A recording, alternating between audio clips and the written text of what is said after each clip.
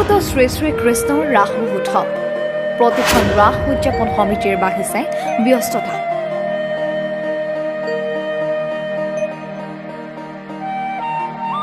ৰাইজক ৰাসৰ প্ৰতি আকৰ্ষণ কৰিবলৈ প্ৰতিখন ৰাস সমিতিয়ে লৈছে ন কৌশল।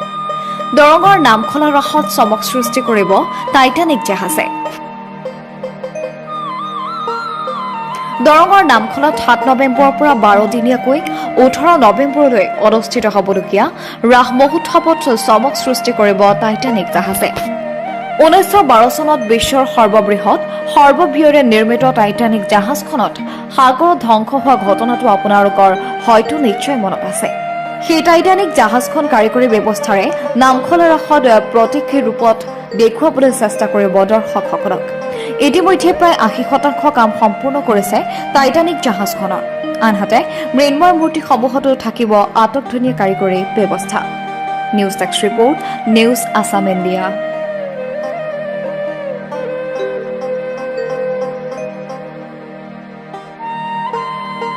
আমাৰ নামখলাত 39 সংখ্যক ৰাস উৎসৱ উদযাপন আমাৰ কৰা হ'ব আৰু ইয়াতে বিশেষকৈ এইবাৰ এটা চেষ্টা চলোৱা হৈছে যে অন্য বাৰতকৈ এইবাৰ এটা ব্যতিক্ৰমভাৱে আমি টাইটানিক ব্যৱস্থাটো কৰাৰ কাৰণে এটা চেষ্টা কৰিছিলোঁ। আমাৰ মূৰ্তি উপ সমিতিখনে আজি 2 মাহ আগৰ পৰা এই টাইটানিকখন কষ্ট কৰি এতিয়া 80% কাম শেষ কৰিছে আৰু 20% আছে।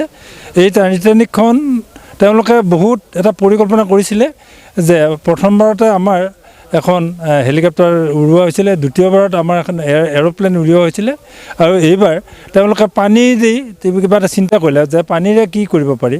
তেনেধৰণৰ কথা এটা চিন্তা কৰি এই টাইটানিকৰ কথাটো আহি গ'ল আৰু তেওঁলোকে আজি 2 মাহ ধৰি এই টাইটানিকৰ কামত লাগিছে আৰু 80% কাম ইতিমধ্যে হৈছে আৰু আশা কৰিছোঁ আৰু 2 দিনৰ ভিতৰত গোটেই সম্পূৰ্ণ হৈ উঠিব। আৰু এই টাইটানিকখন এটা আমাৰ খুব ডাঙৰ সম্পত্তি এটা আছে আমাৰ ৰাস উদযাপন সমিতিৰে, এই পুখুৰী এটা। এই পুখুৰীটোত মানে এনে সুন্দৰভাৱে পৰিৱেশটো আমাৰ হ'ব বুলি আমাক আশা কৰা হৈছে।